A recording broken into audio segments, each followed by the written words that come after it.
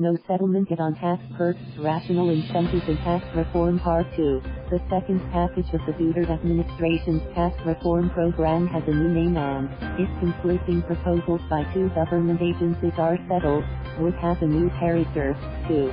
A new version of the second package, formerly called Tax Reform for Attracting Better and High-Quality Opportunities, Trabaho, has been approved in the House of Representatives, but left out proposals made by the Board of Investment, BOI, to ease export zone jitters over. Talks that the new tax reform package could lead to removal of tax perks. At a roundtable discussion with Inquirer editors and reporters late Wednesday, August 7, Department of Finance, DOF, officials said there are several bills on the package filed at the House of Representatives.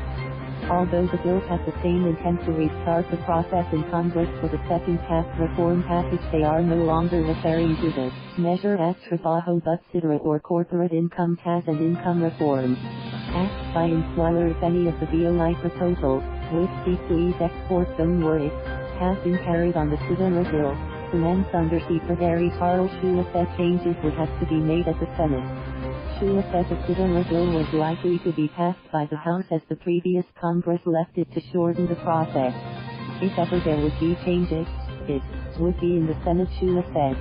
Asked if the DOF was amenable to the BOI proposals, he said without expounding that some of those might be possible. Some of them might be possible, but this is an early stage of the discussion, so we will know more as we progress, Chua said. The Trabaho bill wants to lower the corporate income tax, CIT, gradually over several years and shed the image of the Philippines as having one of the highest corporate taxes in Southeast Asia.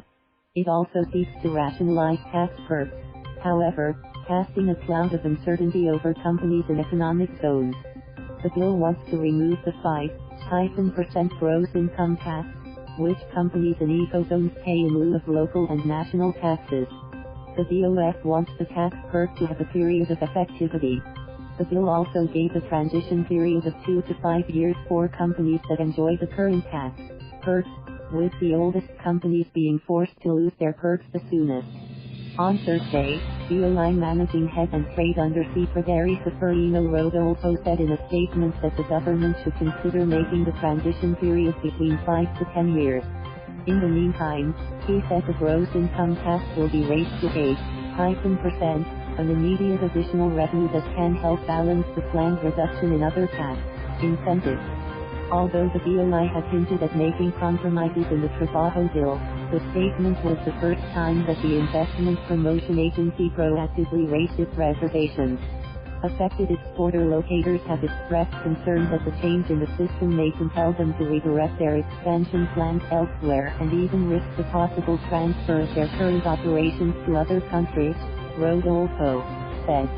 There is a risk and we should minimize all the risks as we need all the jobs we can generate, he added. The statement also departed from the tone of its earlier statement. Whereas the agency had previously been fully supportive of the tax reform push, now, it's asking lawmakers to not rush amid the risks that companies will transfer operations or at least expand in other countries instead. Thank you for watching. Please subscribe.